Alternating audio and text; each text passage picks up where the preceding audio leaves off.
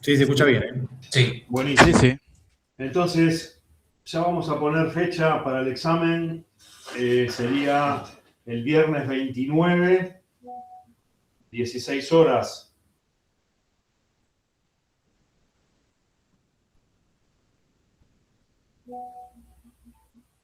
¿Sí? A priori dejamos esa fecha. Espero que no cambie, que no tengamos ningún contratiempo. Pero ya vayan agendándose ese día para ese presencial, por supuesto, ¿no? ¿Sí? ¿Preguntas, dudas? Bárbaro. Ya después veremos el aula y todas esas cuestiones cuando pase por Bedelía. Pero bueno, ya tiene...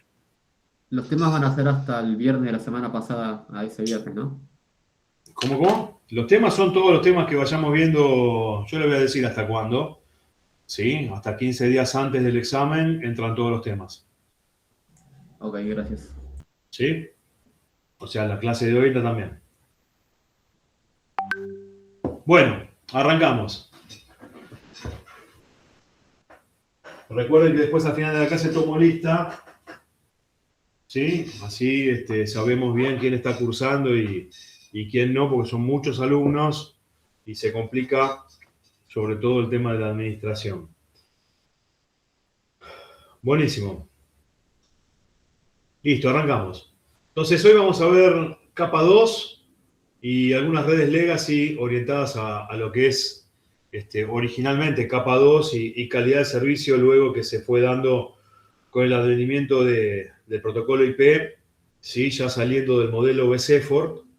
Todos me imagino que saben que las redes IP son redes BCFORT, mejor esfuerzo, ¿sí? No se garantiza la entrega del paquete, sino todo lo contrario. Se basa en una infraestructura de red óptima para poder darle cabida, ¿no es cierto?, a la práctica, ¿no es cierto?, a lo que es el tráfico BCFOR y después obviamente pasó a lo que es Quality of Service, que ya iremos desarrollando. Pero en principio vamos a hacer foco en esto, ¿sí? Esperen que corro, que no puedo ver, ahí está. Bueno, primero, comentarles algunas redes legacy, ¿sí? Que obraban de alguna manera dentro de lo que era el modelo OSI, que ya me imagino que ya más o menos lo dominan. Una red de X25, que era una red que se basaba justamente en los efectos de retransmisión, ¿sí? O sea, se verificaba que el paquete llegara al otro extremo y con esa comunicación se daba un acknowledge al emisor del paquete, ¿sí? Eran redes que se utilizaban mucho antes del advenimiento del IP y la masificación del IP, se utilizaban mucho como parte de redes corporativas, redes de datos corporativas, mismo hasta con redes de cajeros automáticos. Se llegó a utilizar esta red, ¿sí? Tenía un tamaño de paquete variable, entre 128 y 1024 bytes, ¿sí? Poseía corrección de errores, algo de eso fuimos viendo, ¿no es cierto?, con todo lo que es la parte de Hamming, ¿sí? La idea de detectar y corregir bits erróneos. El ejemplo de Hamming es un ejemplo teórico porque claramente Hamming no se utiliza hoy de esa manera, sino se utilizan sus derivados. Por ejemplo, el Hamming extendido, que forma parte del CRC de un protocolo de datos moderno, ¿no? Entonces, ¿qué se verificaba con esto? Se verificaba la detección de error en el receptor y si se detectaba ese error, se le mandaba una comunicación de retorno al emisor para que base una retransmisión de ese paquete, ¿sí? Entonces, simplemente por la lógica, uno diría, ok, si yo tengo una red que no es del todo confiable, se va a generar mucha retransmisión, ¿no es cierto? Y eso lo que termina es aumentando el tráfico de la red solamente para poder pasar un paquete de datos, ¿no es cierto? Con lo cual no es óptimo, claramente, ¿no? Pero bueno, dado que la fiabilidad de las redes no era tal como la que conocemos actualmente, bueno, obviamente esto era necesario para garantizar que la comunicación pueda establecerse entre el emisor y el receptor, ¿sí? Un ejemplo típico era, bueno, un nivel físico, ¿no? Tal cual ya lo fuimos viendo en las distintas clases anteriores, ¿sí? Recuerden siempre el tema de los 64 kilobits por segundo, que yo lo comenté al principio de las clases, ¿no? Este es un canal, ¿sí?, de datos heredado de la transmisión de voz. Recuerden, 8 kHz, que era una frecuencia de muestreo típico para un canal de voz. Acuérdense que el ancho banda de la voz es de 0 a 4 kHz. 8 es la frecuencia de muestreo. Codificada con 8 bits me da una trama de 64. Si esa trama de 64 la concateno en 32 canales, ¿sí?, eso es lo que se conocía como trama E1 en el protocolo de transmisión de datos, por ejemplo, SDH, ¿sí? Entonces, el nivel físico era mi capa 1, mi nivel física, mis conexiones físicas, perdón. Después tenía, esto llegaba hasta una capa 3, ¿no? Por eso decíamos que era la emulación del IP con, obviamente, las salvedades del caso. Teníamos una capa 2, ¿sí?, que se llamaba LAP-B, que era básicamente el Link Access Procedure Balance, que era justamente para el control de errores, tal cual, algo parecido a lo que sucede hoy en una capa 2 normal, ¿no es cierto? Después, bueno, obviamente, la capa 3, que hoy sería el IP, ¿sí? Bueno, en aquel momento era X25, ¿sí?, que era básicamente la encargada, ¿no?, de entregar esa información, esa data, y mantener esos circuitos virtuales activos, ¿no? Digamos, háganse a la idea de que si yo soy un operador y vendo servicios X25, digamos, mi red es única. Yo lo que hago es administrar virtualmente los enlaces, ¿ok? Entonces, yo puedo tener links de conexión, ¿sí?, físicos, y links virtuales, permanentes, y puedo tener links switchados, todo montado sobre una capa física predeterminada, ¿sí? Esto es lo que hacía el administrador de la red. Armaba esos links y permitía de alguna manera vender esos servicios al cliente corporativo que lo iba a comprar, ¿ok? Entonces, en X25, como un poco me anticipé, básicamente teníamos dos tipos de servicios, que esto después se hereda en todo lo que es las redes ATM, ¿sí? Teníamos los circuitos permanentes virtuales y teníamos los circuitos switchados virtuales, ¿sí? En Argentina básicamente se comercializaban los PVC, o Permanent Virtual Circuit. En general, los switches Virtual Circuit no se llegaron a implementar medianamente masivamente, ¿sí?, en las telcos vendidas a las corporaciones, porque básicamente lo que hacían eran montar esos circuitos permanentes sobre una red pública, ¿sí? Una red permanente que permitía conectar, por ejemplo, los trabajos prácticos que están viendo ustedes, ¿no? Conectar una casa central contra una sucursal cualquiera. Bueno, ¿qué se hacía? Se contrataba un PVC entre la casa central y la sucursal Rosario, por ejemplo, ¿no? Y obviamente ese era un recurso que era utilizado por el banco, por la empresa, para todos los servicios que iban montados dentro de ese PVC, pero la administración física, ¿sí? Porque recuerden, esto es capa 1, capa 2, capa 3. La administración de ese PVC era potestad del proveedor de servicio, ¿no?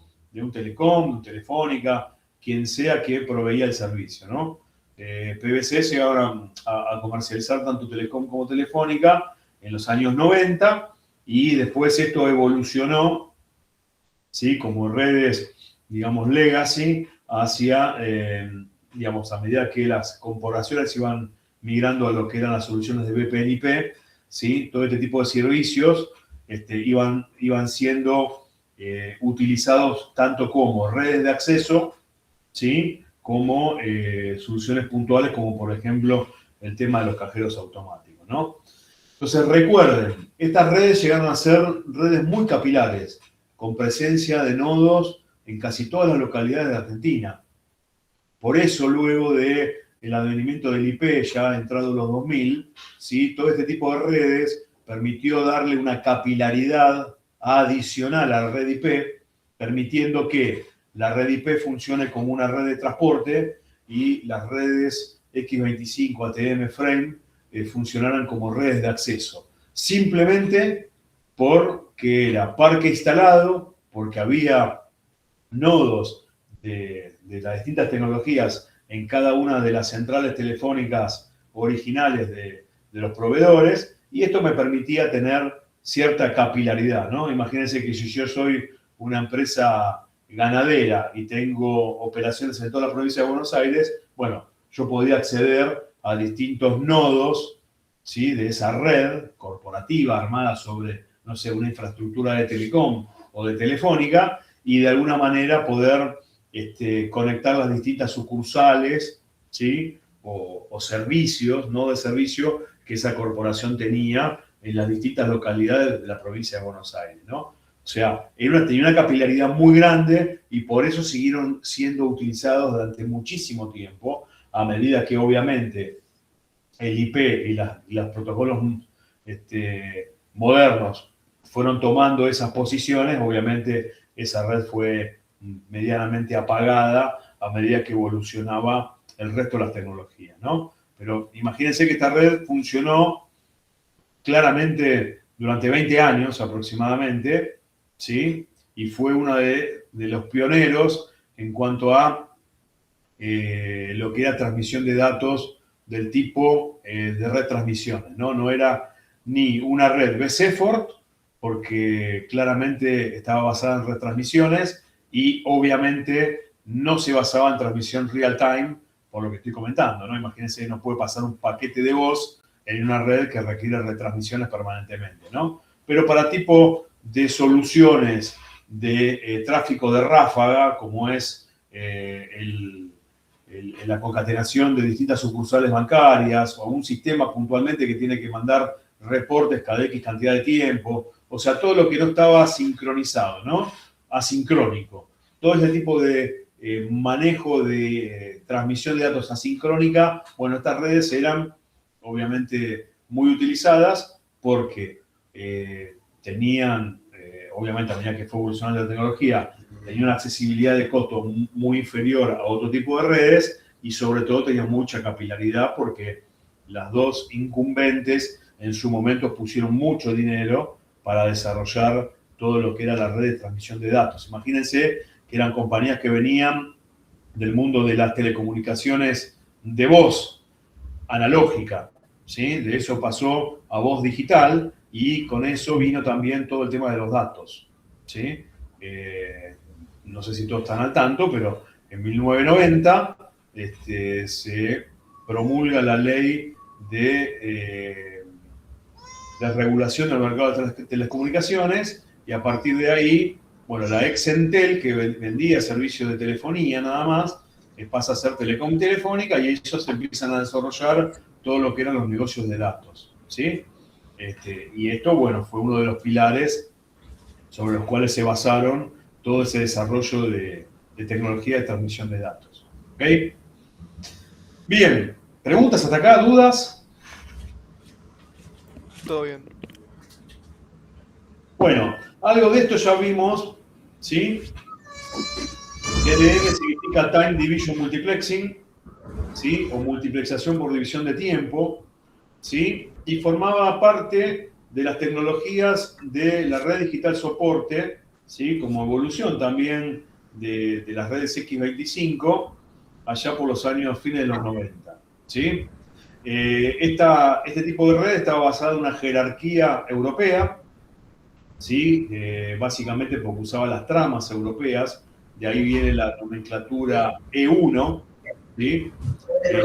Como bien dije antes, ¿se pueden poner el mute, gente, por favor? Nahuel.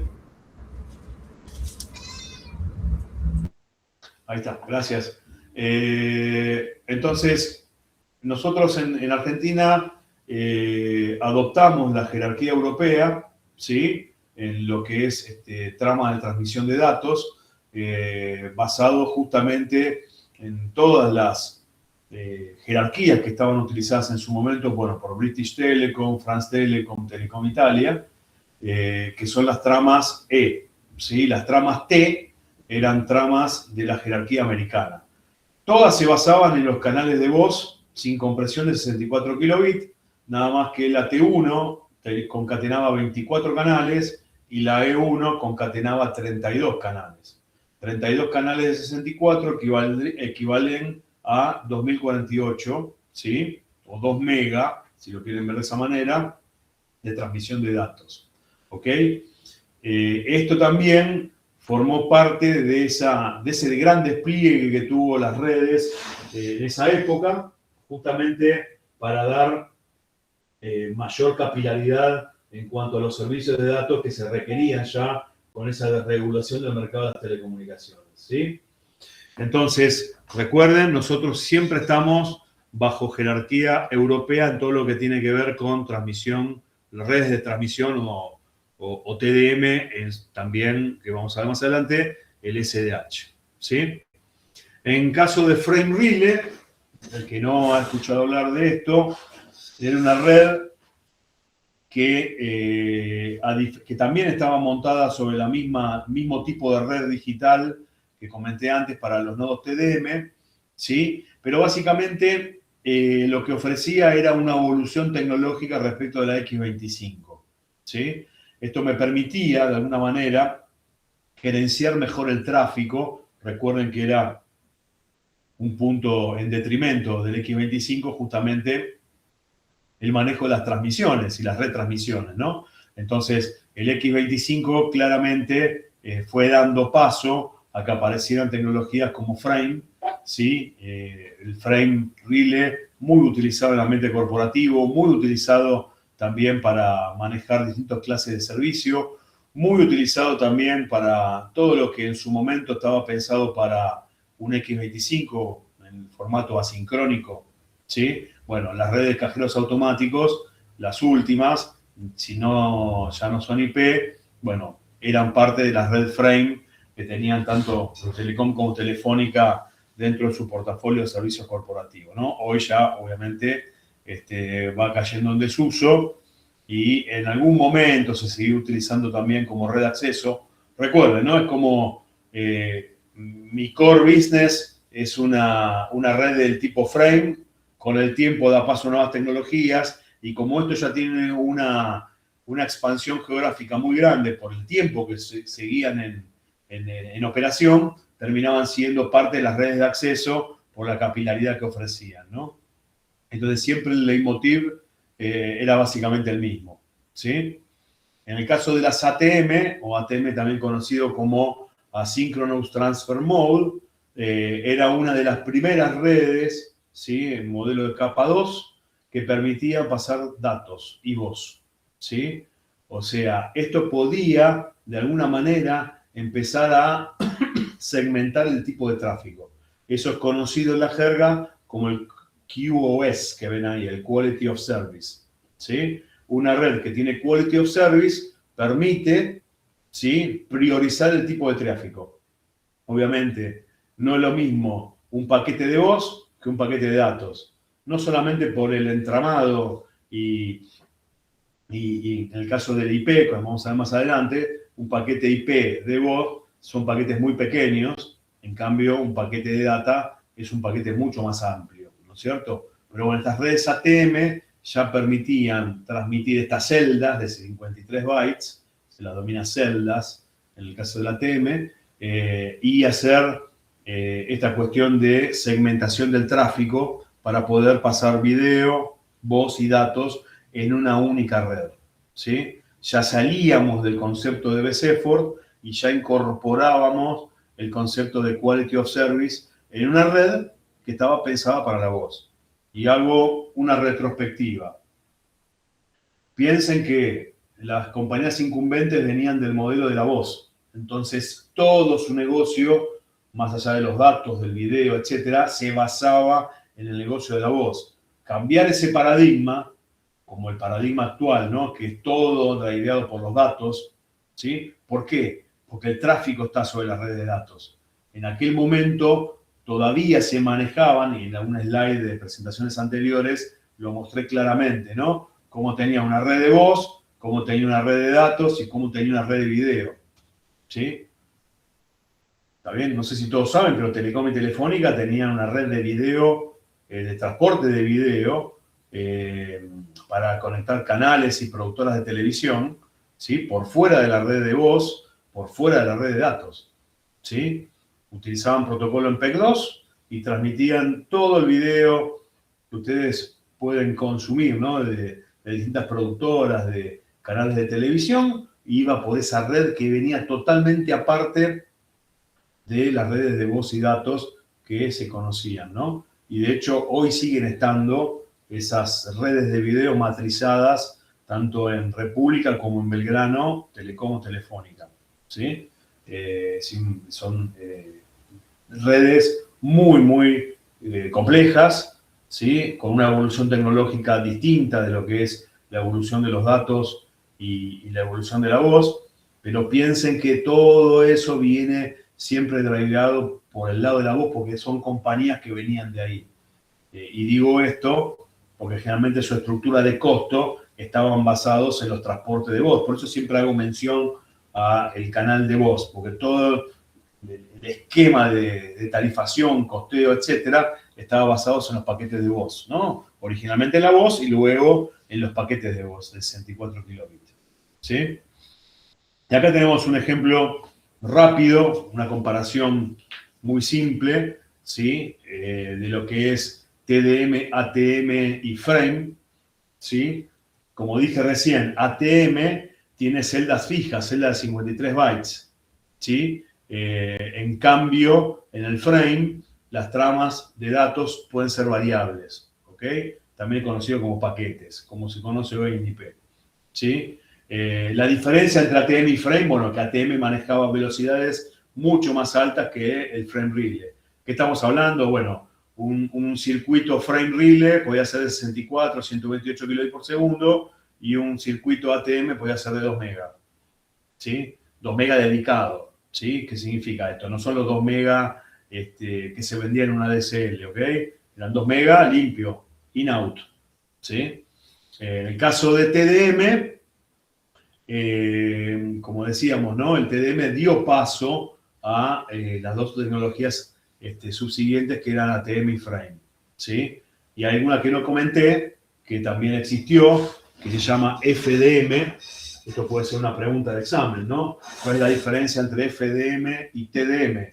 El TDM multiplexa a tiempo, ¿sí? El dato está multiplexado en el tiempo. En cambio, el FDM lo que se transmite es toda la señal en el tiempo, pero particionado en bandas de frecuencia, ¿sí? Esa es la gran diferencia entre un protocolo basado en FDM y uno basado en TDM, ¿ok? Obviamente, como decíamos recién, ¿no? El ATM era el único, básicamente, que me permitía manejar calidad de servicio y aún siendo un protocolo de capa 2, ¿sí? ¿Qué quiero decir con esto? Que yo podría tener una capa física, podía montarle arriba un ATM, capa 2, y arriba de eso podía montar un IP, que de hecho después se hizo, ¿no? Muchas de las empresas que desarrollaron las redes IP, lo que usaban era la red ATM y la encapsulaba dentro de un datagrama IP. Obviamente eso generaba mucho overhead en el protocolo y luego, bueno, obviamente se dio paso a el montaje del IP directamente sobre la capa física o capa SDH, ¿no? Entonces, hay que tener en cuenta un poco el momento del tiempo que se van dando las distintas tecnologías como para entender bien cuáles eran los servicios que se estaban montando o no, ¿no es cierto? Y qué posibilidades teníamos o no de transmitir, en este caso, calidad de servicio, ¿no? Calidad de servicio me refiero a voz sobre una red de datos, por ejemplo, ¿no? ¿Preguntas, dudas con eso? ¿Algo que por ahí quedó sin desarrollar y que necesitan una ampliación? Yo tengo una. El ATM podía enviar los datos, bueno, de voz. ¿Qué más era? Datos y voz, pero ¿cómo lo hacía? O sea, entiendo que el TDM por división de tiempo y el FDM por división de frecuencia, pero el ATM como... El ATM lo que hace es encapsular los datos, tanto sea voz, datos, video, lo que sea, en una celda de 53 bytes, donde 48 bytes era el payload y 5 bytes era el overhead, ¿sí? Ya tenía un overhead predefinido, ¿ok? Y en esas celdas iba toda la información. Lo que tenía la particularidad de ATM es que podía, como tiene una celda de tamaño fijo, ¿sí? Yo podía de alguna manera, ¿sí?, decir en esa red con calidad de servicio que esta celda transportaba un paquete de voz y la celda que venía atrás transportaba un paquete de datos, ¿sí? Si transportaba un paquete de voz, todas las celdas que transportaban voz tenían priorización de tráfico, porque la voz la necesitas concatenar en el receptor. No es lo mismo que venga la celda 1, la 2, la 3, la 4, toda desordenada como puede venir en un dato. En la voz necesitas concatenarla para poder reconstruir el canal de voz que hablábamos al principio. ¿Ok? Esa es la forma de transmitir. ¿Cómo se transmite hoy TCP/IP? ¿Y el IP qué hace? Tiene un overhead, tiene un payload y en el payload va toda la data. ¿Sí? Después hay otros métodos, como por ejemplo el MPLS, que te permitía etiquetarlo, ¿no? Pero bueno, no me metí todavía en eso, ¿sí? Pero básicamente era el formato, ¿ok? Ahora, por ahí tu pregunta está más orientada a este slide, ¿sí? Que son los tipos de tráfico, ¿ok? ATM tenía por definición 4 sabores, si querés verlo así, ¿sí? El CBR, que era el Constant Bit Rate, ¿sí? Que básicamente lo que te garantizaba, ¿no es cierto?, era el servicio más caro, obviamente, ¿no? Porque te garantizaban el ancho de banda que contratabas. Si vos contratabas 2 megas, CBR te garantizaban los 2 megas directamente. O sea, tenían los 2 megas disponibles para vos, ¿sí? El BBR, que era tráfico variable, ¿sí? El tráfico variable lo que te garantizaba era que vos podías utilizar dentro del medio, ¿sí?, picos. ¿En base a qué? A un valor medio ya predefinido. En otras palabras, ¿sí?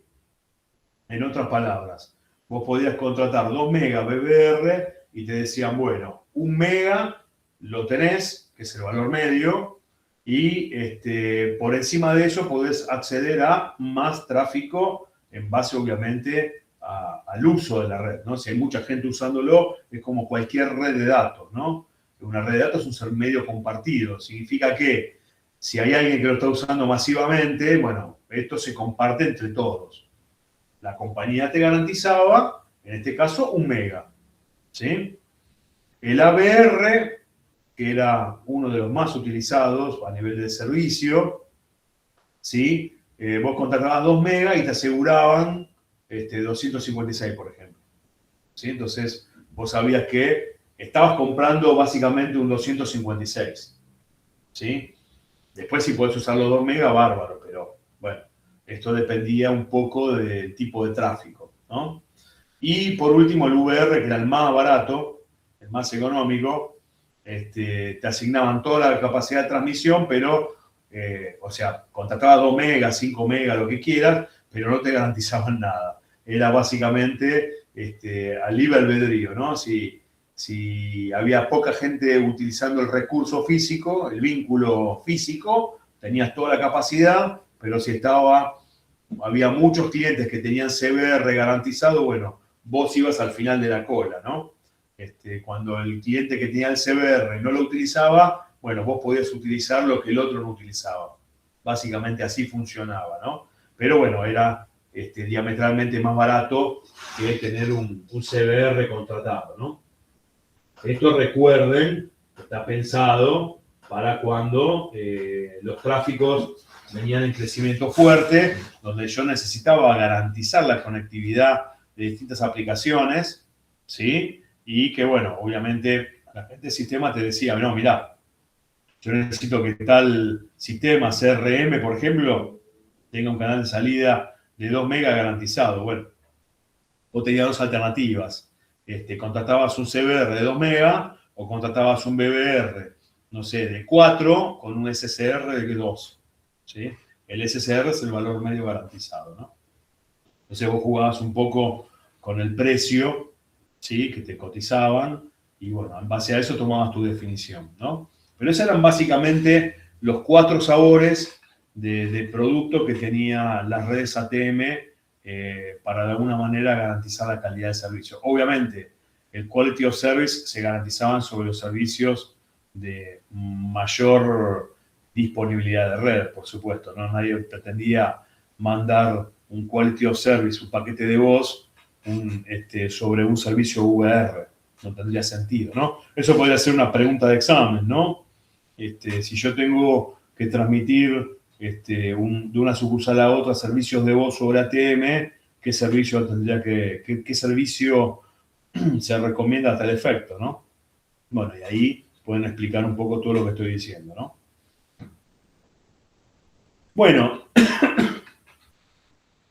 entonces, en resumen, más allá de los protocolos legacy, las redes capa 2, ¿sí? También conocidas como las redes enlace de datos, ¿sí? Basados en el modelo OSI, ¿sí? Básicamente lo que se encargan es justamente del enlace de datos entre distintos dispositivos, ¿sí? La capa 2 tiene esa funcionalidad, ¿no? De entablar esa comunicación, ¿sí? Controlando la transmisión del dato.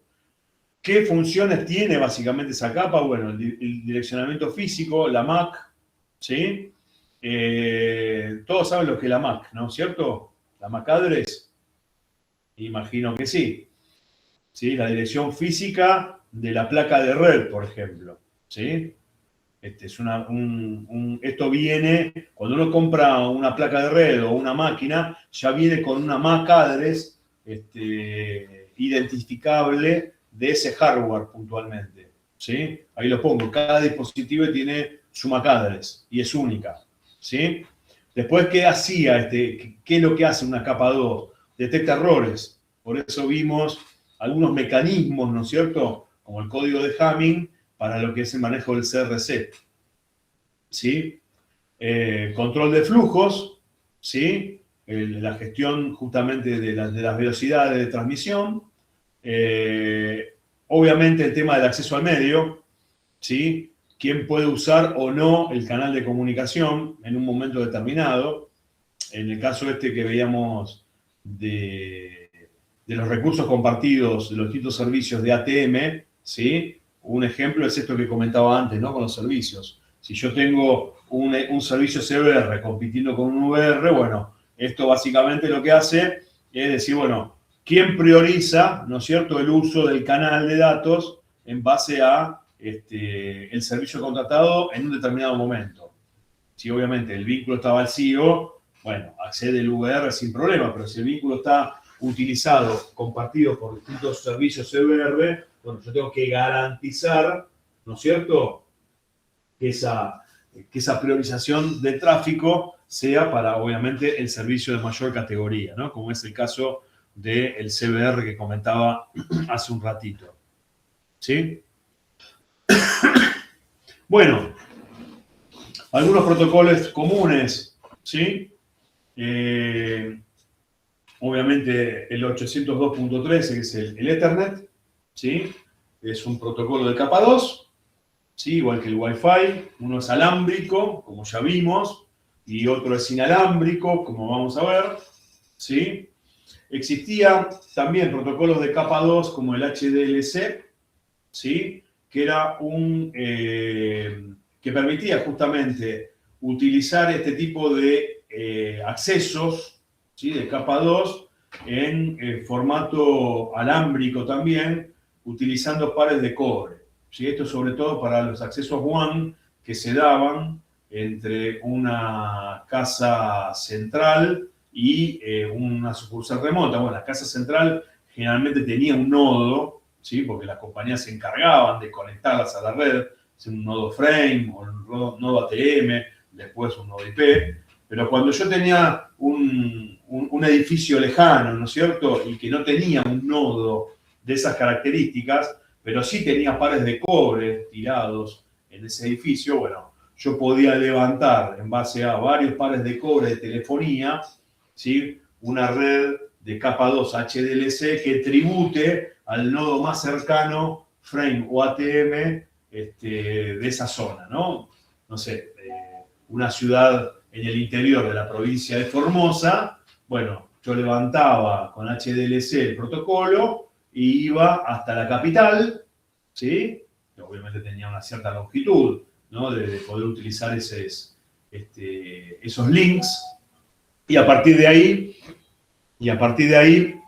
obviamente levantaba el servicio en el nodo correspondiente, ¿no? Denme un minutito, chicos. ¿Me seguís, Lucas, un cachitito puede ser?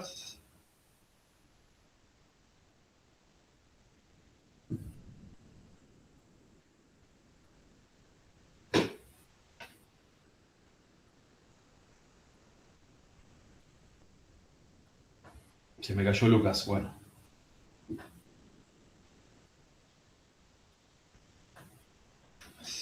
¿Me escuchan bien, gente, o hay un...? No, sí, perfecto. Listo, listo, perfecto. ¿Necesitas cortar un segundo, Marce? Me quedo yo, no hay problema.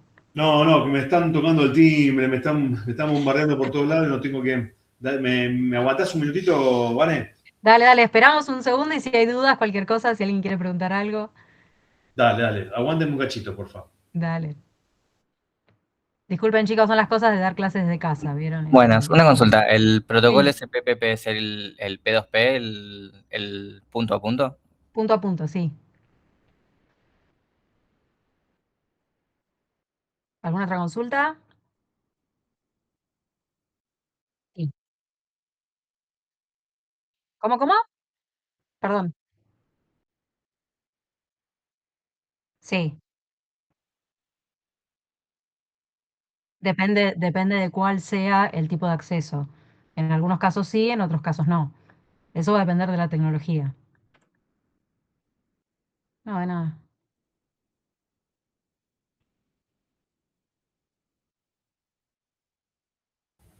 Bueno, ahí volví, pero... Bueno, justo respondí un par de dudas y ya estás. No perdimos tiempo. ¿Quién era en el timbre? ¿Te trajeron algo? No, es mi hija que no se llevó la llave. El de Mercado Libre. El de Mercado Libre una vez me tocó timbre No. durante un partido de Argentina el Mundial pasado, así que puede pasar en cualquier momento. Bueno, eso sí, eso sería, la verdad que bastante loco, pero bueno. No, llegué a escuchar algo del ruteo, no, el tema del ruteo, ¿sí? El ruteo es propio del IP, ¿ok? Acá no estamos hablando de ruteo, ¿eh? En ATM, por ejemplo, lo que dije antes, no estamos ruteando paquetes, estamos armando vínculos, ¿sí? Yo los comenté, a ver, me voy un poquito para atrás. Esperen que me fui un poquito. Si lo decís por la pregunta que hicieron recién, creo que justamente se refería a la parte de acceso, si no, capaz interpretemos la pregunta. Bueno, acá hay un tema a tener en cuenta, que por ahí yo lo pasé de largo porque lo comenté para X25, pero es el mismo concepto que aplica para Frame y aplica también para ATM, ¿ok? Que es el concepto de PVC, ¿sí? Entonces, tanto Frame X25 como Frame como ATM se basan o se basaban en la identificación o configuración lógica de un canal permanente. ¿Qué quiero decir con esto? Imagínense que yo físicamente entre dos ciudades tengo dos nodos ATM y tengo un vínculo de fibra, ¿no es cierto? Donde monto el SDH, que es la red de infraestructura de capa 1, y tengo un vínculo, no sé, de 34 megas, una trama E3. Una trama E3 era una trama de 34 megas, ¿sí? Bueno, tengo un troncal de 34, ¿sí? Físico, entre dos nodos. ¿Me siguen? Bien. Entonces, si yo tengo que levantar un servicio entre esas dos localidades, ¿sí? Yo tenía dos formas de levantarlo. O con un PVC, imagínense que el cliente me pide 2 megas. Estoy utilizando 2 megas en un vínculo lógico entre esos dos nodos. Lo podía hacer permanente o switchado. ¿Sí? En Argentina se utilizó básicamente el permanente, ¿sí? Por la administración y la facturación era lo más lógico, ¿sí? El switchado estaba más orientado a tráfico de tipo variable, ¿ok? Entonces acá lo que te hacían era básicamente, bueno, usted, Banco X, ¿qué quiere? ¿Un vínculo de 2 megas entre Córdoba y Rosario? Listo. El operador que hacía, se fijaba la disponibilidad, se fijaba, entre Córdoba y Rosario tiene una trama de 34 megas, bueno, lo que asigno es para el Banco X, le asigno un PBC de 2 megas. Pero acá no hay ruteo, acá lo que hago es traficar sobre ese PBC. ¿Se entiende? Es como si fuera un vínculo lógico arriba de un vínculo físico. ¿Está? Permanente en este caso. Tanto para X25 como para Frame como para ATM funcionaba de esta manera. El PBC estaba íntimamente ligado a ATM. ¿Sí?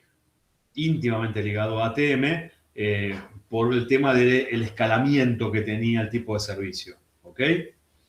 ¿Se entendió o le refuerzo un poco más? O sea que hasta acá estaríamos en capa 2, ¿no? Todo lo que es. Todo es capa 2.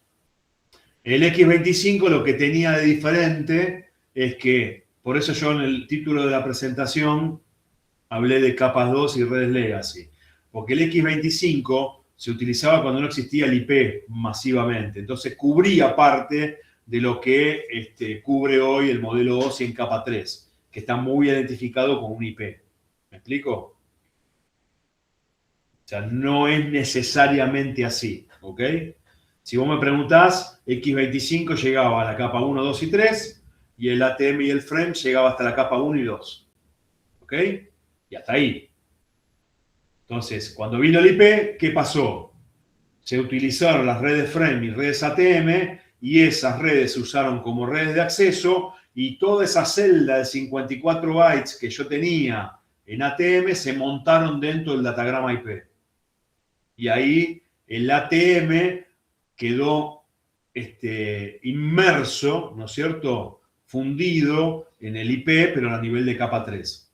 ¿Sí? La diferencia es que los nodos IP eran nodos muy gordos, de mucho tráfico, pero no estaban presentes en todos lados. ¿Sí? Pero la red ATM sí tenía mucha capilaridad. Entonces se terminó utilizando los PBC permanentes como vínculos de acceso, ¿no es cierto?, a las otras redes. El PBC de ATM como el HDLC que yo decía recién, como acceso con pares de cobre. ¿Por qué? Porque pares de cobre había por todos lados. De hecho, en cualquier casa que vayas, ahí sigue estando el par de cobre. A menos que esté con mucha humedad y no funcione, en general funciona. ¿Sí? ¿Se entiende un poco el concepto? Entonces, ¿cuál es la diferencia entre el HDLC y el PVC? No, son dos cosas distintas. El HDLC es un protocolo de encapsulamiento de datos de capa 2 sobre pares de cobre. ¿Sí? Te podías llegar a escalar hasta 8 megas utilizando varios pares de cobre como acceso. El PVC es un servicio ATM de capa 2 a nivel WAN. Son dos cosas distintas. ¿Sí? Ok. ¿Dónde me quedé, Vane? Por acá me quedé, ¿no? Acá. Bueno, entonces, yendo al modelo de Ethernet, ¿sí? Ya un poco utilizando los cables que vimos del otro día, cables de cobre, básicamente el protocolo que está subyacente a esto, ¿sí? Es el protocolo de Ethernet 802.3 de la IEEE, ¿sí? Que básicamente define varios estándares, ¿no? El 10 base T, que define los 10 megas, el 100 base TX, que define los 100, el 1000 y el 10 gigas, ¿sí? Es más conocido como gigabit Ethernet, ¿sí? Los últimos dos. Básicamente hoy estamos hablando de este tipo de conexión, ¿no es cierto? Bien, entonces, fíjense, en este caso, ¿sí? Este protocolo, que es un protocolo de capa 2, y por eso vimos lo que vimos de cables UTP, ¿sí? Vimos cable categoría 5E, cable categoría 6, cable categoría 6A, ¿sí? Todo eso nos permite soportar a nivel físico un protocolo de capa 2, ¿sí? Que básicamente define, ¿no?, las longitudes, define los payloads, define las direcciones origen y destino. Eso es lo que maneja la trama Ethernet, ¿ok? Lo que maneja la trama Ethernet, ¿no es cierto?, a nivel de capa 2. Se basa en una conexión física, en este caso el cable de cobre que ya vieron en clases anteriores, ¿sí? Cable de distancias extendidas, ¿sí?, como también vimos, el cable UTP, por definición, ¿sí?, del estándar, llega hasta 100 metros, pero ya existen tecnologías que permiten extender esos 100 metros a 250, 300 metros, ¿ok?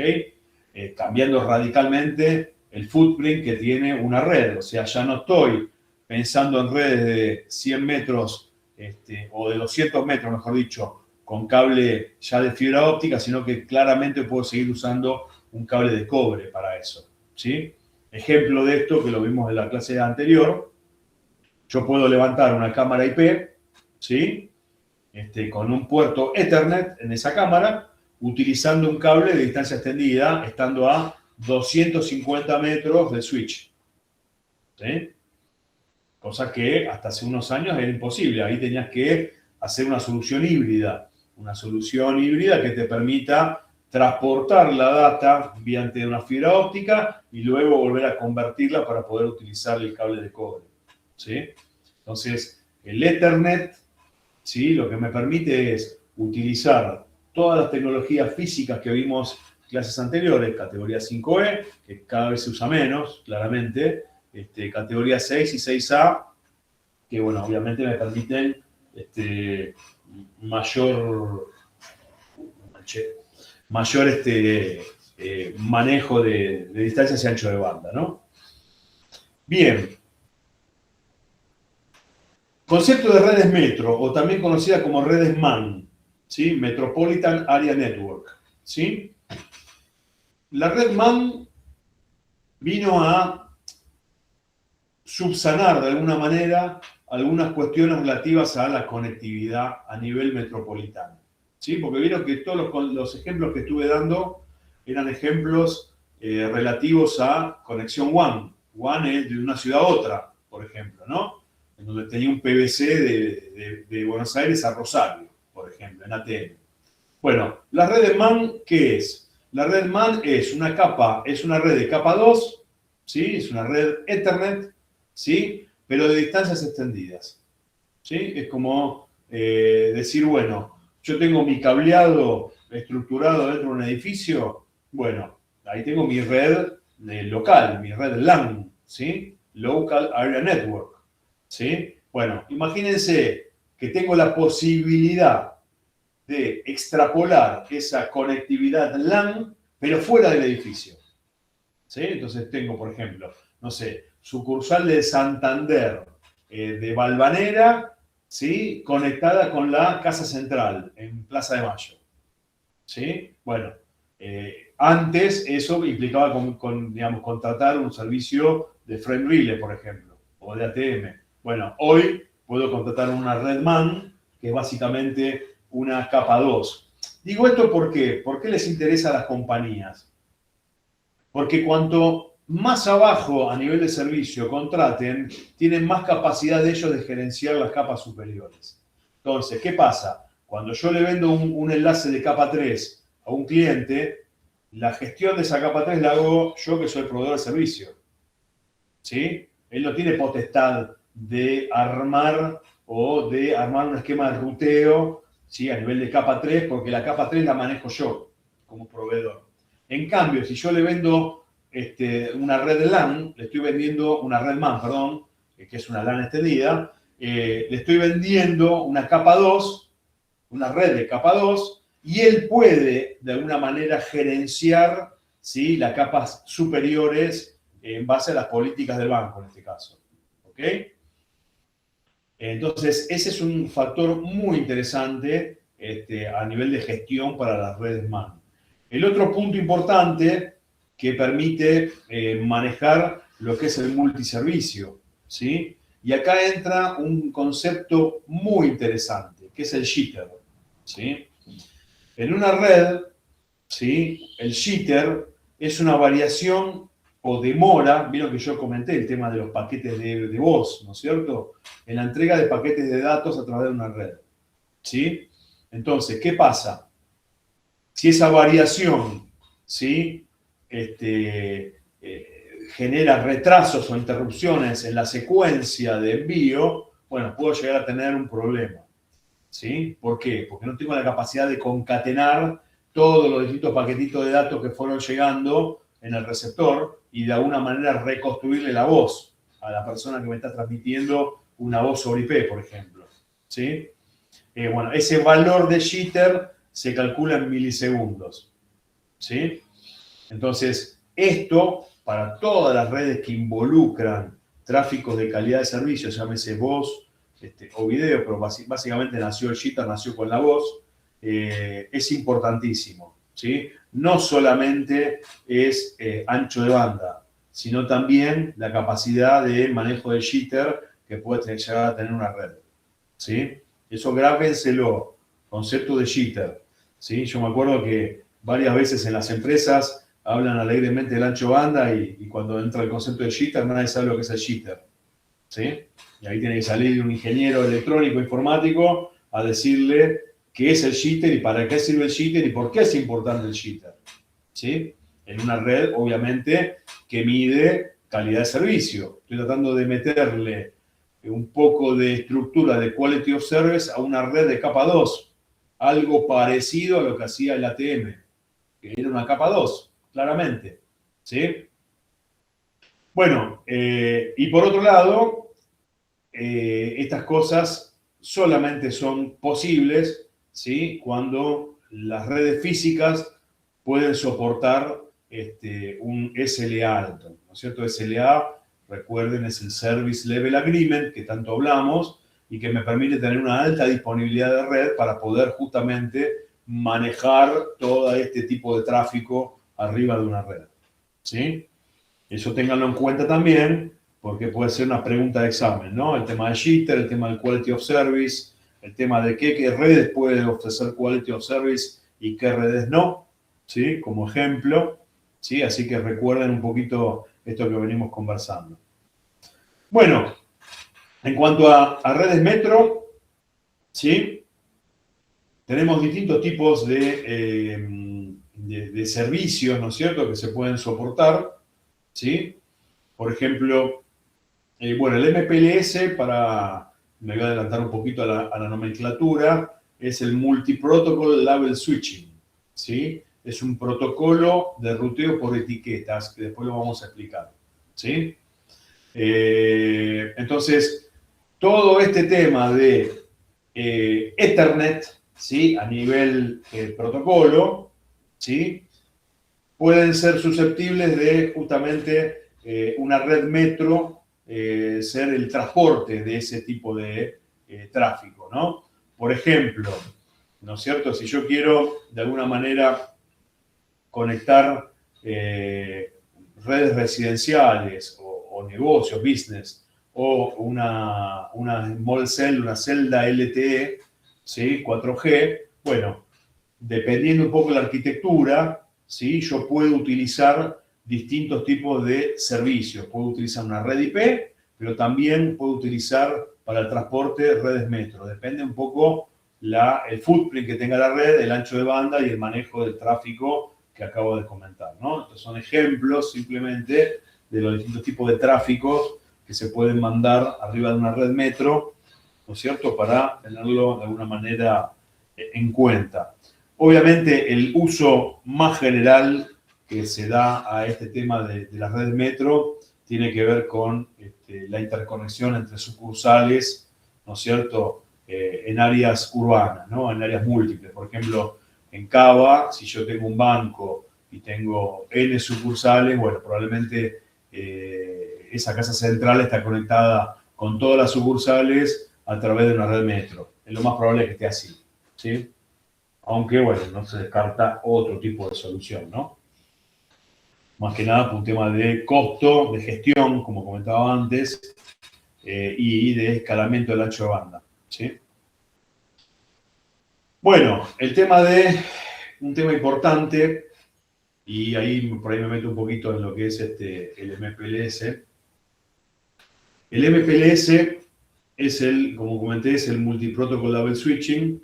Imagínense que si yo quiero dar calidad de servicio en una red, ¿sí? Yo lo que puedo hacer es a esa celda ATM o a esa trama, ¿no es cierto? Puedo etiquetarla, ponerle un tag, al ingreso de la red. Entonces, ¿qué hago? Alguien habló del ruteo antes, ¿no es cierto? Si yo tengo una red IP, ¿sí? Podría estar haciendo el ruteo interno en mi red, ¿no es cierto? Imagínense, Sistema Autónomo Telecom 7303, que es el sistema autónomo de Telecom, ¿sí? Bueno, Telecom, el sistema autónomo de la red IP, rutea por etiquetas. Entonces, ¿qué hace el paquete? El paquete entra a la red, ¿sí? Llega hasta ese borde con una dirección IP, ¿sí? Ahí lo etiqueto y adentro de la red se va ruteando por esa etiqueta.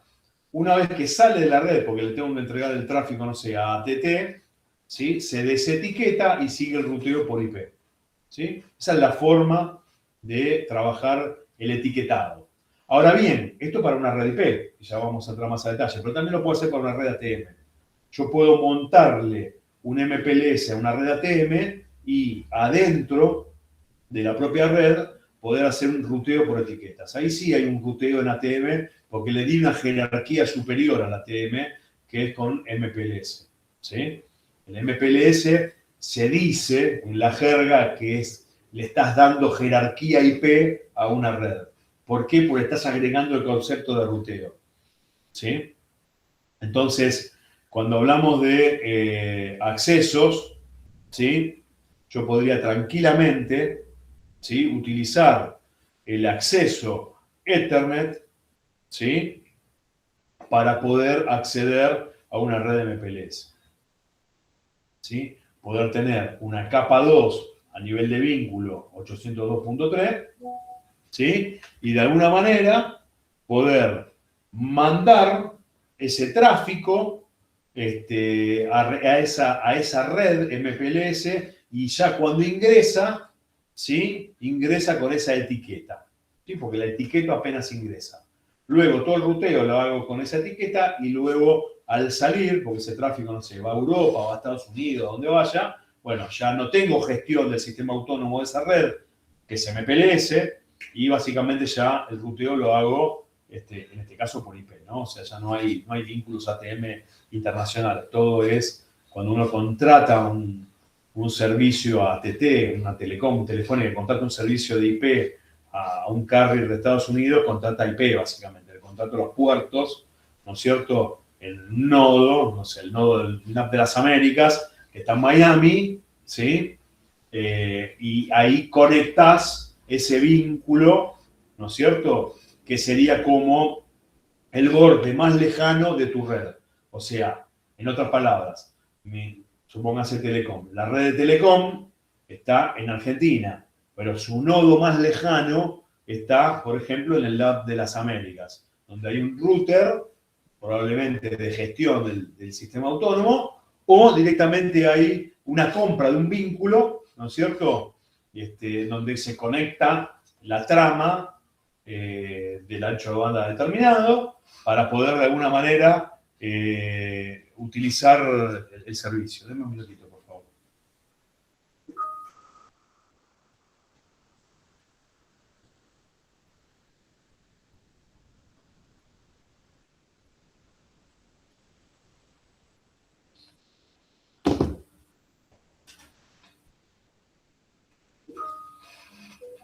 Bien.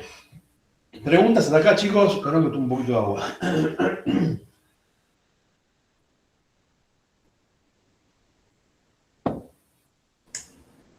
Se entiende un poco, quiero a nivel conceptual esto, no estoy pidiendo que concatenen una celda ATM ni suban ATM a IP. Necesito que entiendan los conceptos, digamos, que estamos manejando, ¿no? Que son las distintas jerarquías, el modelo OSI, qué es calidad de servicio, qué es un SLA, cuáles son los servicios que tenían cada una de las redes, el por qué. Necesito sentido común para poder entender lo que viene después. ¿Sí? ¿Dudas hasta acá? Es el momento de hablar, ¿eh? Yo tengo una duda, más por curiosidad. Una red metro, poner si yo quisiera conectar mi casa con la de un vecino cercano, ponele.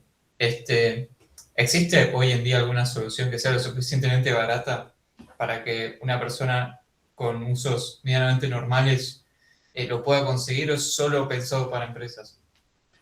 No, las redes MAN están pensadas para nivel corporativo, ¿sí? Hoy, vos decir una red domiciliaria, ¿me estás hablando?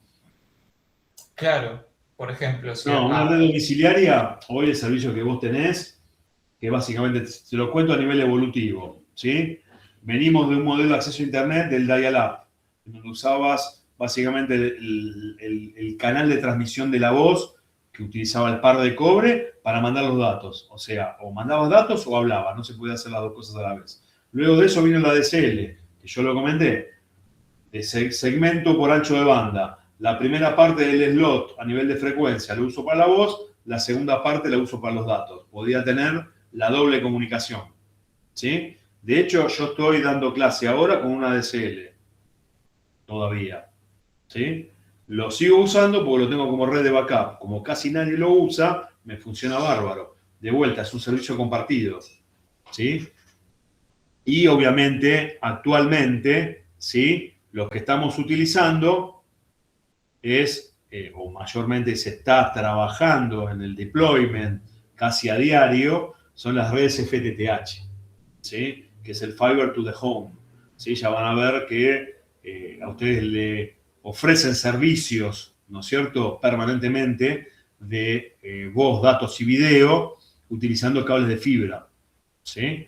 Esa fibra es una fibra justamente para el hogar, ¿sí? Que está soportada en un backbone de fibra que tributa justamente a las distintas centrales de los operadores, ¿ok?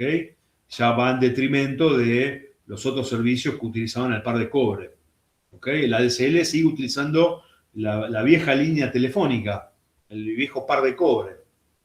A las compañías les conviene, ¿no? Por supuesto, porque siguen utilizando una infraestructura que está recontra amortizada, ¿sí? Para dar un servicio y seguir cobrándote un abono, ¿ok?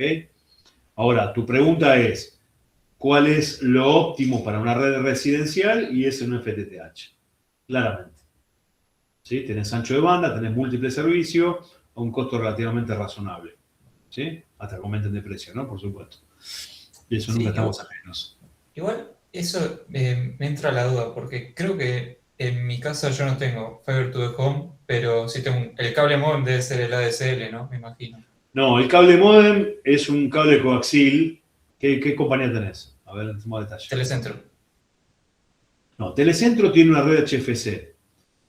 ¿Sí? Igual que Cablevisión, la ex Cablevisión, que ahora se llama, ahora es Telecom, porque digamos, se fusionaron. Bueno, Cablevisión compró a Telecom en realidad. Entonces Telecom hoy en una casa tiene el par de cobre original de Telecom y tiene el cable coaxil RG59, que era de la ex Cablevisión, ¿sí? Ahora, Telecentro lo único que hizo fue desplegar cable coaxil al hogar. Ahora está con FTTH, ¿sí? Pero originalmente era un cable coaxil.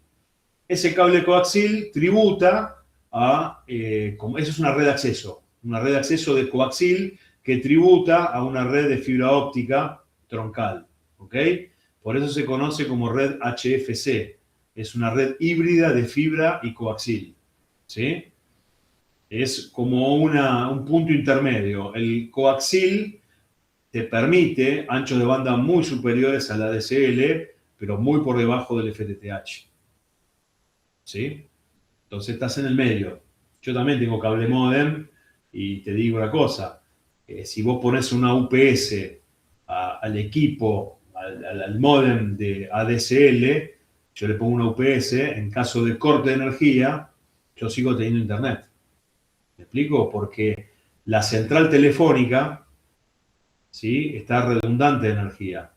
Entonces, como la DSL, el DISLAM de la DSL está en una central telefónica que es redundante de energía, si yo hago redundante la energía del CPE, que es el equipo que tengo en mi casa, arriba del escritorio, yo puedo seguir trabajando con internet, aunque no tenga luz, ¿Sí? El problema del cable módem es que en general en los edificios hay un amplificador, en la terraza, donde sea, o en la misma manzana. Y cuando se corta la luz en la zona, se corta el cable módem también. Ahí no hay forma de salvarlo con una UPS. Ese es el beneficio, ¿sí? Por el cual yo a mí, te digo, la DSL con una UPS me ha salvado más de una vez. ¿Sí? En el cable módem tenés más ancho de banda, pero tenés esa problemática, ¿no? Si te corta la luz, te quedaste sin internet. ¿Sí? Bien, se entendió. Bien, me impactó el dato. Muy bueno, muchas gracias. ¿Cómo? Perdón, no te escuché bien. No, que me impactó el dato de tener internet, aunque se te haya cortado la luz. Sí, claro. Sí, claro. Mientras tengas una UPS que aguante y no de las UPS medias baratieles y que te dura 1 hora la batería y ya una UPS sabe lo que es, ¿no? Un sistema de baterías, ¿sí? Hay domiciliarias que tienen el tamaño de 3, 4 zapatillas juntas, zapatillas de conexión, ¿vieron? Bastante altitas, que tienen por una autonomía de 4, 6, 8 horas, depende de cuál compres, ¿no? Entonces vos podés, yo más de una vez he tenido entrenamiento en las compañías años A y tenía que asegurarme después de estar conectado y bueno, compré una UPS, conecté la DSL a la UPS, mientras la máquina tenga batería propia de la notebook, también se puede conectar la notebook a la UPS, pero la idea es prevalecer la conectividad. Podés seguir trabajando, podés seguir cursando, podés seguir haciendo todo, aunque estés a ciegas, sin luz. ¿Sí? Mientras el CPE tenga luz, del otro lado, en la central telefónica, siempre hay luz porque tienen la energía redundante, salvo que pase una catástrofe, ¿no? Que eso nadie está ajeno. Un caso fortuito, una fuerza mayor, como dicen los abogados. ¿Sí? Bien, entonces, a ver si entendí la idea. Como vos tenés ADSL, podés hacer esas cosas, pero como la red en la que probablemente yo esté conectado es HFC, al ser híbrida, no tengo esa misma capacidad. No es que por ser híbrida, es porque en la red de acceso, ¿sí? El cable RG, que es el cable coaxil, el que está la Telecom o Cablevisión en su momento y Telecentro, es un RG59, es una transmisión analógica, eso en definitiva, ¿sí? La estamos usando el medio digital, pero necesita ser amplificada a umbrales en donde puedan levantar los vínculos, ¿sí? Entonces, imagínate lo siguiente, cuando viene el técnico de Cablevisión, ¿sí? Y vos tenés mucha lluvia con el coaxil, probablemente ese cable no levante el servicio de datos, ¿sí? Porque tiene mucha pérdida. Esa pérdida probablemente viene de no poder compensar, ¿sí? En el amplificador, ¿sí? La baja de la señal. ¿Por qué se amplifica una señal? Lo vimos al principio, ¿no es cierto? La degradación. Si yo transmito a una determinada distancia, la señal llega relativamente bien, pero si yo estiro mucho la distancia, imagínense que cruzo un océano con un cable coaxil, del otro lado voy a recibir muchísimo ruido. ¿Sí? Lo que hace el amplificador es amplificar, ir amplificando parcialmente para ir compensando los niveles de señal ruido. ¿Ok? Eso se llama relación SR o Signal Noise. En inglés es Signal Noise. ¿Sí? SN o SR en castellano. ¿Sí? Va compensando eso. Pero bueno, en algún momento no se puede compensar más. Por eso tiene un límite. ¿Ok? Y eso tiene un amplificador activo. Y ese amplificador activo está enchufado a 220 en algún lado. ¿Sí? Claro, entiendo la idea. Muchas gracias. Bien. ¿Alguna otra pregunta, duda? Yo tengo una duda. Si MPLS hace el ruteo, o sea, ¿cómo es? ¿Llegaría un mensaje a un router y con la tecnología de MPLS te lleva al otro router?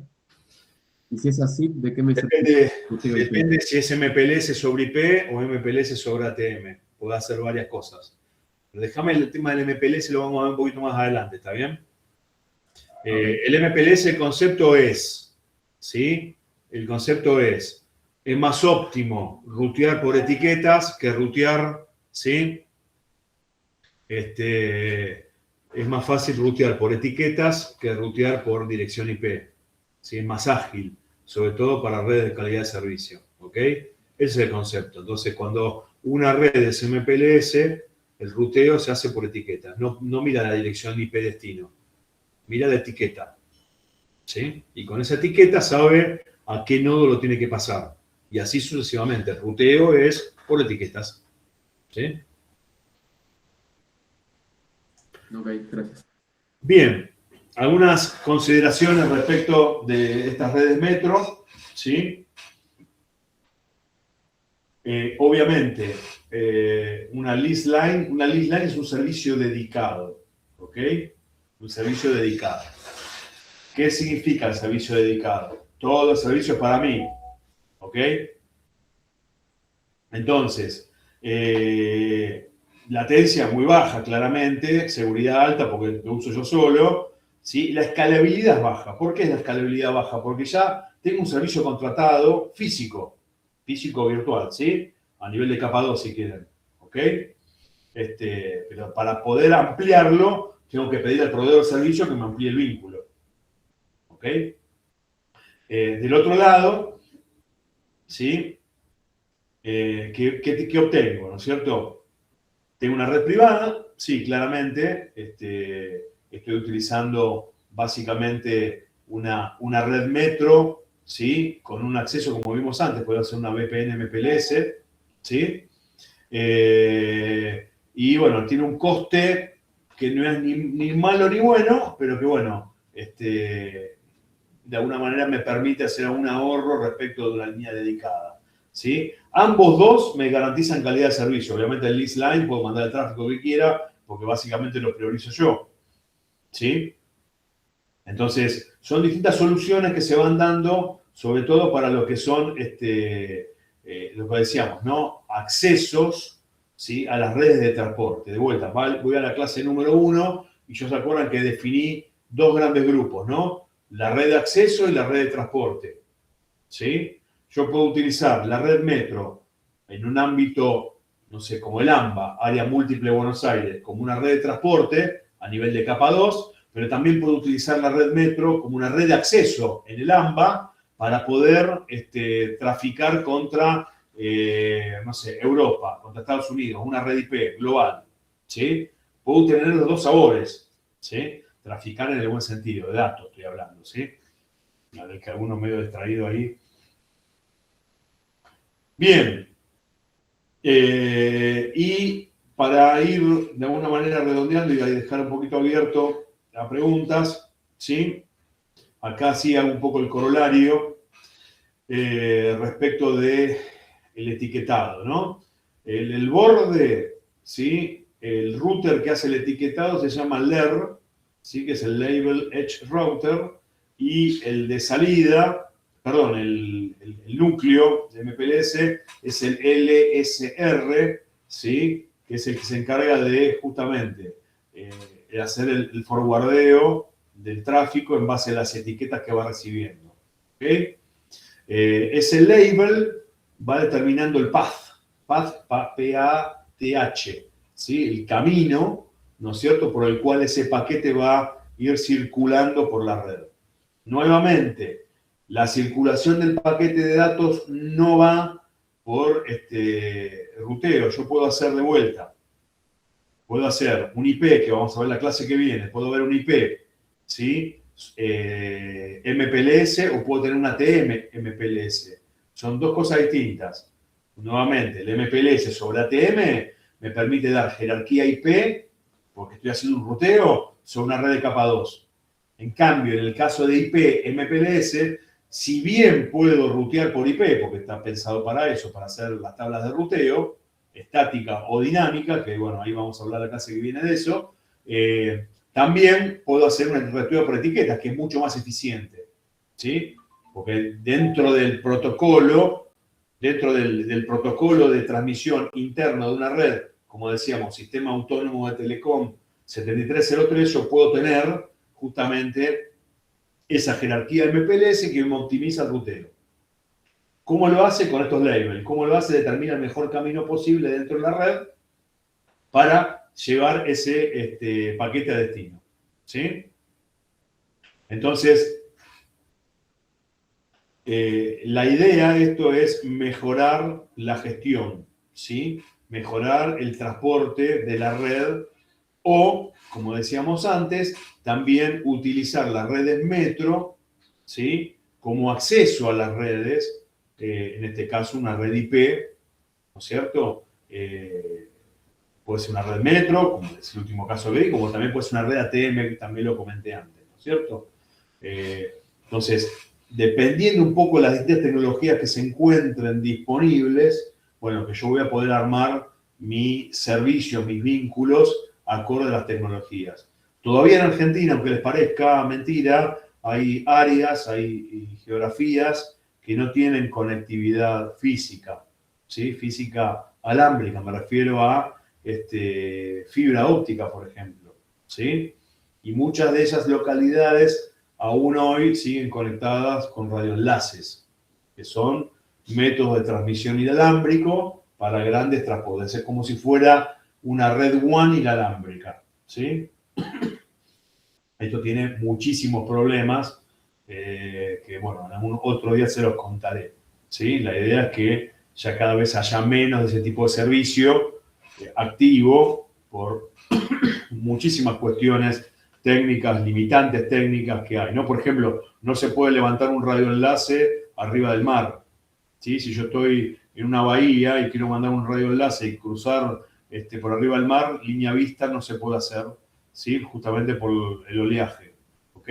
Entre muchas otras limitantes que tiene, ¿no? Pero bueno, hay mucha tela para cortar.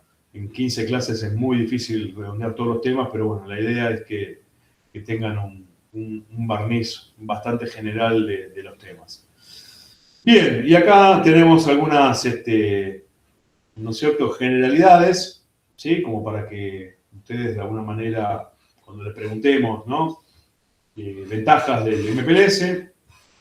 Bueno, la velocidad, conmuto por etiquetas, yo ya lo comenté, es mucho más rápido y mucho más versátil hacer esa comunicación, esa conmutación por etiquetas que por IP, ¿sí? Permite manejar tráfico de calidad de servicio, heredado de alguna manera del ATM. Por eso MPLS se puede montar sobre ATM, porque ATM también nativamente tenía calidad de servicio, ¿sí? Escalabilidad, lo que comentaba recién, ¿no? No es lo mismo tener un lease line o un PVC ATM ya configurado que tener la capacidad de ir escalando el servicio a medida de la necesidad del cliente, ¿sí? Obviamente, ya lo comenté varias veces, soporta multiprotocolo, puedo montar MPLS en redes IP 4 V6, ATM frame, ¿sí? Puedo armar VPNs, MPLS.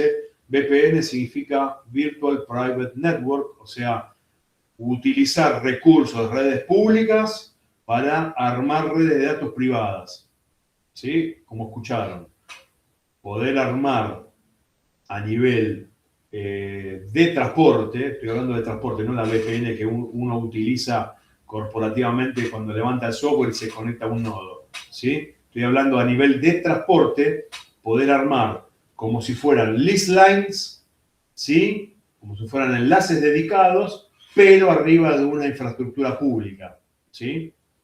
Un proveedor de servicio, si viene 10 bancos, no va a armarle 10 redes distintas al banco, va a utilizar una red que ya tiene armada y virtualmente la va a configurar para que esa red, ¿sí?, de ese banco virtualmente funcione acorde a lo que el banco necesita, basada en la infraestructura que ya tiene arraigada, instalada, ¿no es cierto? Fibras tiradas, switches conectados, routers conectados, etcétera, etcétera, etcétera, ¿no? Y acá en el dibujito lo ven bien, ¿no?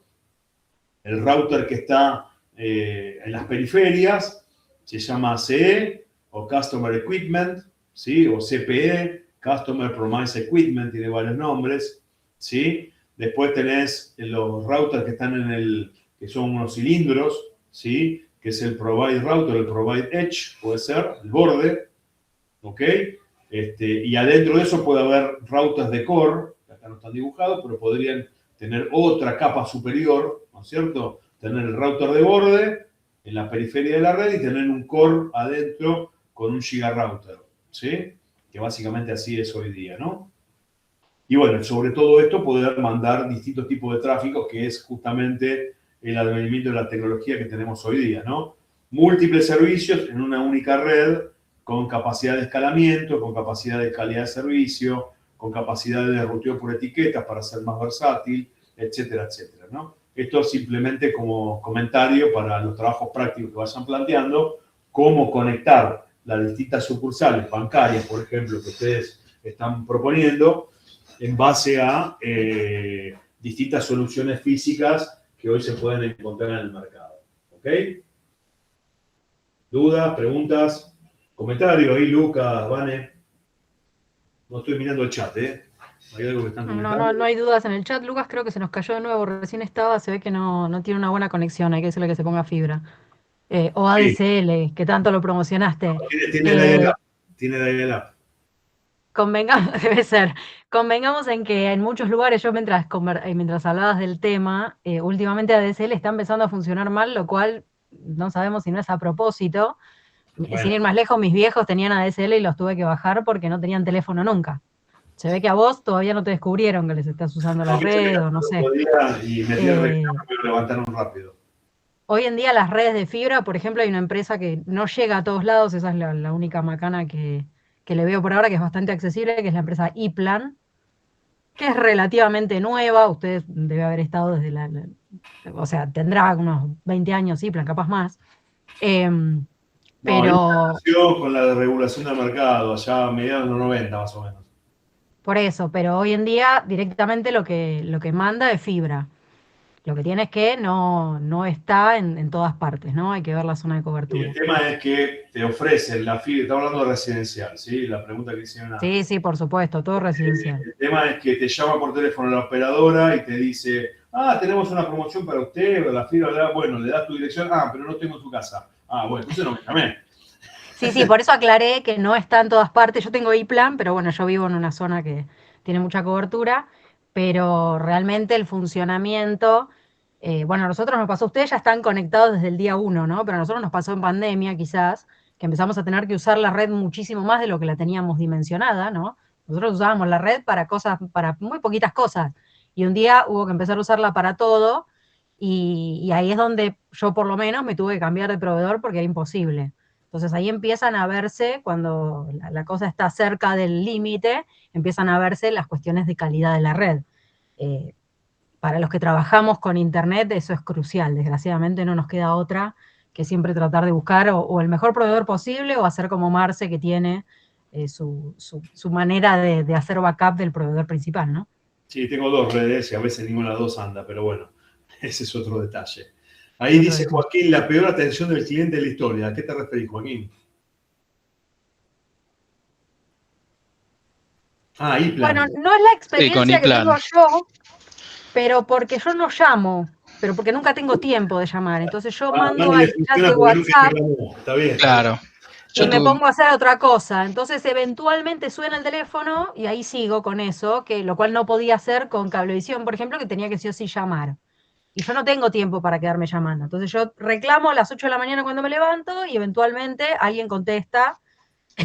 Pero la realidad es que la atención al cliente, yo creo que no hay ninguna que tenga una buena atención al cliente, por desgracia.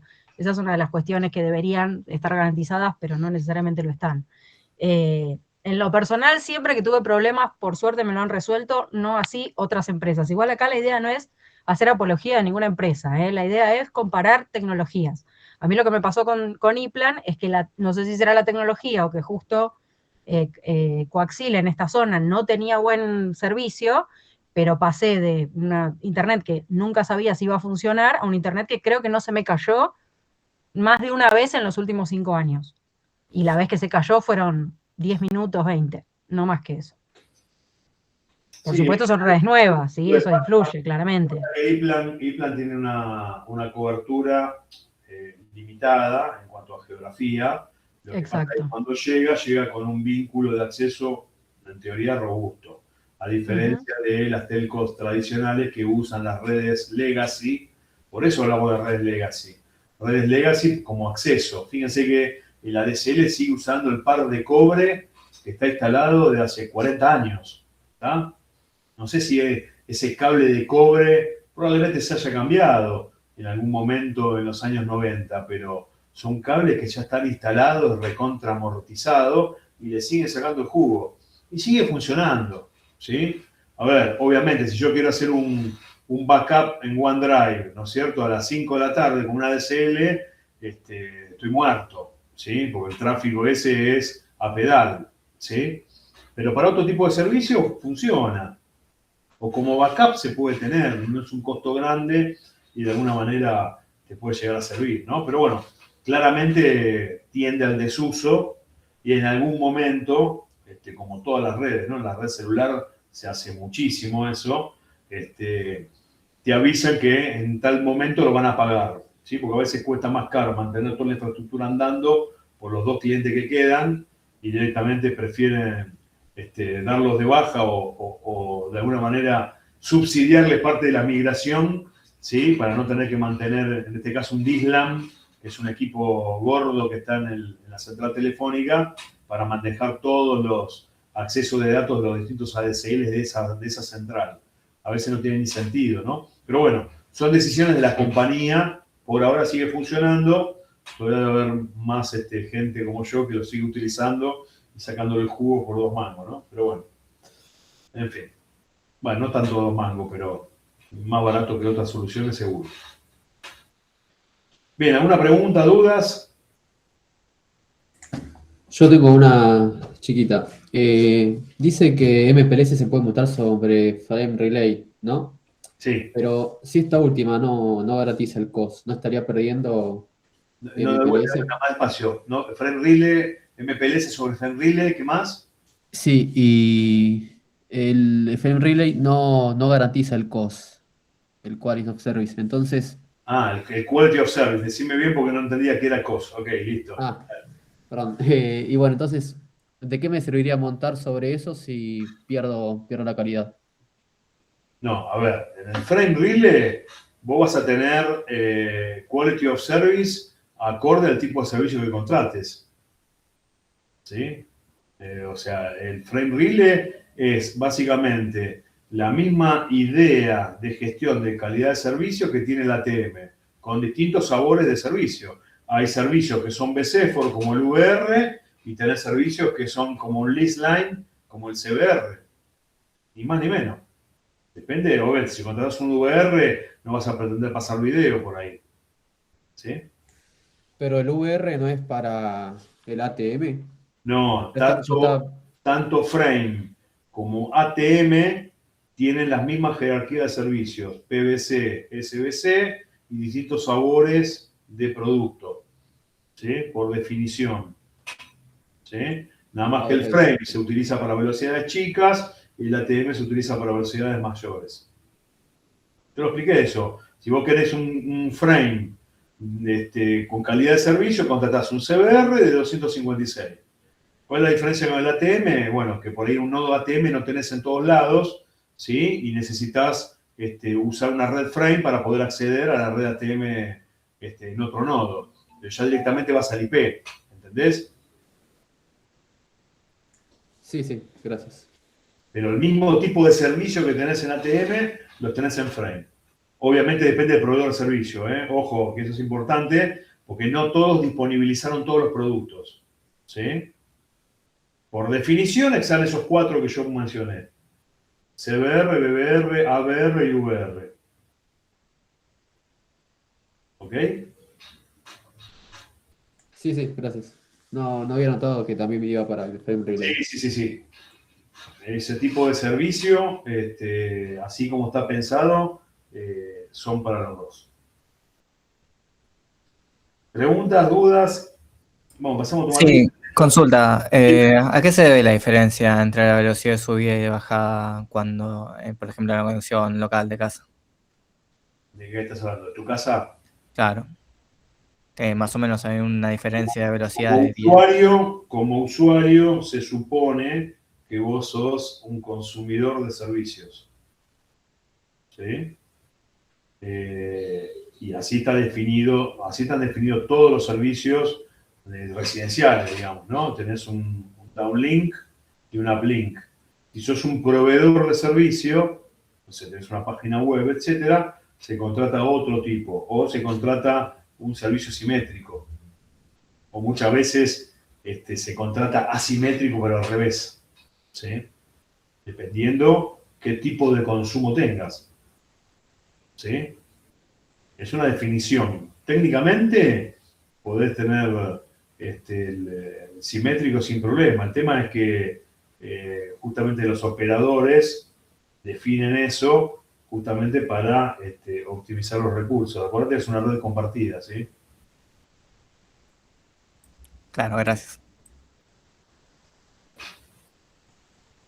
De hecho, yo trabajaba cuando trabajé en Telecom, poníamos unos nodos medidores en los routers y veíamos cuáles eran los usuarios que desbalanceaban el tráfico, para que te des una idea. Porque buscábamos a esos clientes y ese cliente no estaba usando el vínculo para leer Clarín, estaba usando el vínculo para otra cosa. Y ni hablar de cuando entraban las IP a lista negra, ¿no? Que ese es otro tema que vamos a ver en la clase que viene. ¿Sí? Pero bueno. Bueno, tomo lista, Vane, ¿me vas diciendo si hay alguien que me escribe por ahí? Dale. Bueno, arrancamos. Álvarez Facundo. Presente, profe. Aris Navarreta. ¿No? No. Arlia Joel. ¿No? A Rocky. Presente, perdón, te tardé. Si estés atento, chicos, porque si no, no termino más, ¿eh? O si no, Sí. que vayan escribiéndolo a medida que lo voy, Mane me va dictando. Dale, vamos. Arlia está. A Rocky Facundo. ¿No? Parece que no. Avendaño Padilla. ¿No? Basigalupo Matías. Presente. Presente Facundo y Matías. Facundo a Rocky vino con delay, vino a Rocky. Barleta Brenda. Presente. Basile Joaquín. Presente. Bercellini Erika. Presente. Sí, correcto. Sí, no, el martes 26 vamos a tomar el de Orga, ¿vale? Bueno, Pero bueno, ahí viene mi confusión. algunos de Orga ya se están enterando. Sí, bueno. Mañana lees. Mañana no. Mañana vos tenés la teórica, les comentas vos. Perfecto. Sí. Bueno, gente, que tengan buena tarde. Cualquier duda, nos escriben. Saludos. Buenas tardes.